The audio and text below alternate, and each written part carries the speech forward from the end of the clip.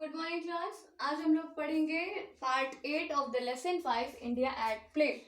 हम लोगों ने लास्ट वीडियो में काइट फ्लाइंग के बारे में और लास्ट में गिल्ली डंडा के बारे में डिस्कशन किया था, जिसमें कि हम लोग पहले से ही डांडी ब्यू, अलग दुलग, अलग अलग नाम से उसे बुलाया जाता है।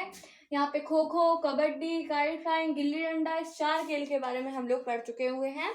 तो अब हम लोग दूसरे खेलों के बारे में भी डिस्कस करेंगे, ठीक है? ओके, सुनाओ।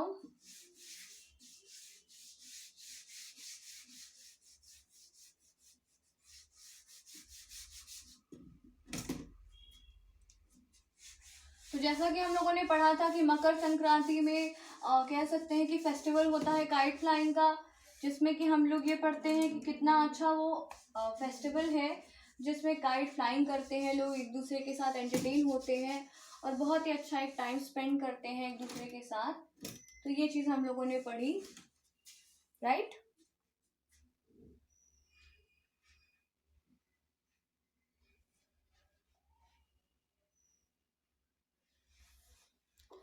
तो पेज नंबर 30, अब हम लोग क्या पढ़ेंगे? Page number 30। Open your books, page number 30। फटाफट बुक खोलिए, पेज नंबर 30 खोल लीजिए।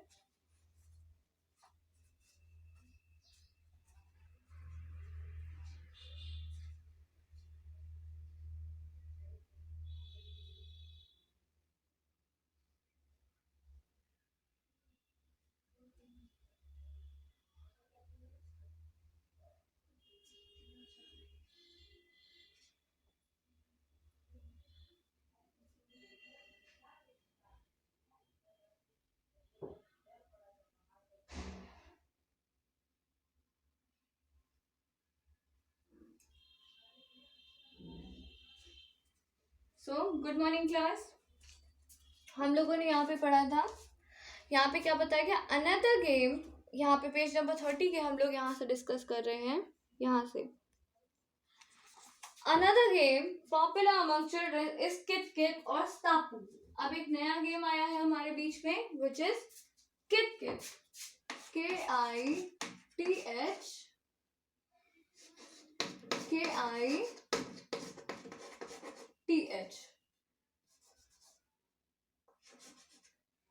कित कित। तो बताया जा रहा है कि कित कित या फिर उसका दूसरा नाम क्या है? स्टापू। तो किट किट और स्टापू एक ऐसा गेम है जो बच्चों में बहुत ज्यादा पॉपुलर है। सिंपल या ट्रिकी, बहुत आसान है पर ट्रिकी है। It taste the player skill eight balancing the aiming. मतलब कह सकते हैं कि ये कोशिश करता है कि जो प्लेयर है वो बैलेंसिंग कर पाता है कि नहीं, ये पता करने के लिए। A numbered grid is drawn on the ground. A player has to toss a stone or a maker on the numbered square and hop on the one leg and the end of the grid or another mark back. Begin without losing the balance. मतलब अब कह सकते हैं कि इंसान है, जैसे मान लीजिए आप लोगों ने भी खेला होगा कि जैसे बोर्ड यहाँ बना हुआ है, यहाँ पे 1 2 3 4, यहाँ पे कॉल कर लेते हैं 5, यहाँ पे 1 2 3 4। तो इस तरीके से क्या है, आपका डिस्कशंस होता है, ठीक है? तो ये सारी चीजें थी।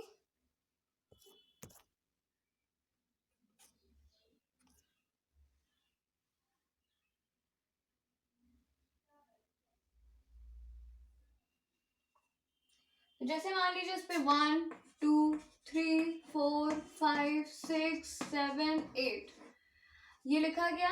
अब इसके बाद क्या है ये बताएगा, बैलेंस करके आपको क्या है उस पे लिखना होता है और उस पे आपको बैलेंसिंग करके चढ़ना होता है। और सिंपली आप उस पे बैलेंस करते हुए, अगर मान लीजिए आपका स्टोन यहाँ पे है तो आपको 1 फिर 2 फिर 3 फिर 4 फिर 5 वन लेग पे आपको करके ऐसे आगे बढ़ना होता है, जिससे आपकी बैलेंसिंग बिगड़े ना और आप सिंपली क्या कर पाओ, उस जगह पर पहुंच जाओ, तभी आप उस गेम को जीत सकते हो, राइट?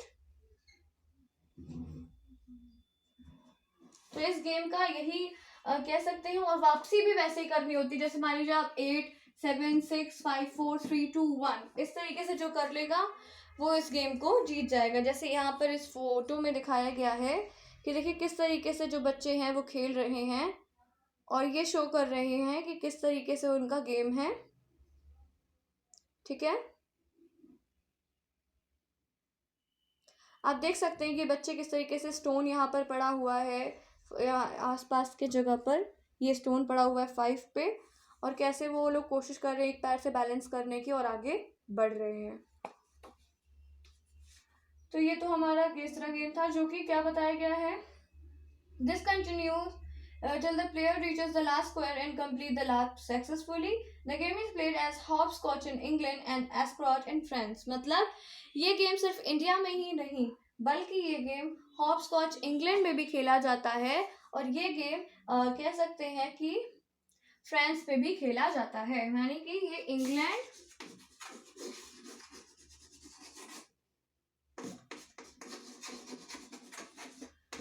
और फ्रांस में भी खेला जाता है। ठीक है, सो फर्स्ट ऑफ ऑल हर एक गेम का खेलने का तरीका अलग है, हर एक गेम के बारे में जो नॉलेज दी जा रही है वो अलग है। ठीक है, तो बेसिकली इसका मतलब क्या है, इसका मतलब ये है कि किस तरीके से जो हम लोग गेम्स को समझते हैं, खेलते हैं, देखते हैं, वो कितना डिफिकल्ट होता है, क्योंकि हर एक गेम को ये सोचना कि ये तो इजी है, पर जब आप उसे खेलते हो तो आपको समझ में आता है कि उसके अंदर कितनी डिफिकल्टी है, वो कितना ज़्यादा, क्योंकि अब मान लीजिए इसी गेम को लेते हैं कित कित को। ठीक है, तो कित कित को खेलने के लिए क्या आपको बैलेंस चाहिए, आपकी बॉडी बैलेंस होनी चाहिए, आप एक पैर पे खड़े हो सको, कूद सको, आगे बढ़ सको और उसी तरीके से फिर वापस आ सको। तो इसके लिए आपकी बॉडी कह सकते हैं कि मूवमेंट करे, अच्छी रहे, तब तो आप उस गेम को खेल सकते हो। अब उसी तरीके से खो खो हो गया, कबड्डी हो गया, फ्लाइंग काइट हो गया, ये सारे गेम्स क्या है, ये सारे गेम्स बहुत ही ज़्यादा, गिल्ली डंडा हो गया, ये सारे गेम्स ही बहुत ट्रिकी है। क्योंकि मान लीजिए आप खो खो खेलते हैं या कबड्डी खेलते हैं तो उसके लिए भी आपको हमेशा माइंड अलर्ट करना पड़ेगा, भागकर हमेशा सामने ओपोनेंट टीम वाले को पकड़ना होगा ताकि वो हार जाए और आपकी टीम जीत जाए। इसी तरीके से गिल्ली डंडा में भी क्या है कि आपको हिट करना आना चाहिए, आपको बचना आना चाहिए, डॉच करना आना चाहिए। और फ्लाइंग काइट का तो पता ही है कितना डिफिकल्ट होती है, काइट फ्लाई करना is not a normal thing, क्योंकि जब एयर होगी तो वो उसके अकॉर्डिंगली चलेगी, तो आप ऐसे ही हवा में ये पतंगे ऐसे नहीं उड़ा सकते, जब आपको आएगी तो ही आप उड़ा पाओगे। और काइट फ्लाइंग के बारे में भी हम लोगों ने कई चीज़ें डिस्कस की कि वो गुजरात में उसका एक इंटरनेशनल लेवल पे एक कॉन्सर्ट होता है जहाँ पे दुनिया भर के लोग आते हैं उस जगह पर खेलने के लिए या पतंग उड़ाने के लिए, और सामने वाले को किस तरीके से वो कह सकते हैं कि सामने वाले की पतंग किस तरीके से वो कट करते हैं, ये सारी चीज़ें उसमें देखी थी, हम लोगों ने पढ़ी थी। तो अब चैप्टर के लास्ट वाले सेक्शंस को हम लोग क्या करेंगे, नेक्स्ट वाले वीडियोस में डिस्कस करेंगे। ओके,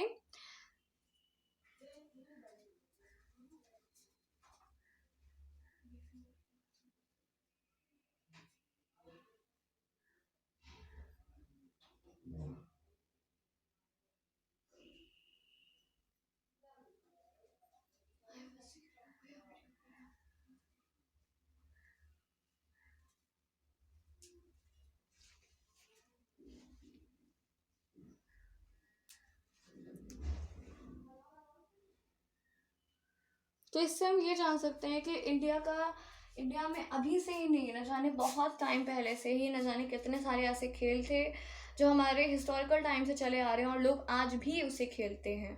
तो रूरल डेवलपमेंट एरियाज में, गांव में, ग्रामीण क्षेत्रों में भले उन्हें खेला जाता है पर वो अभी भी खेले जाते हैं।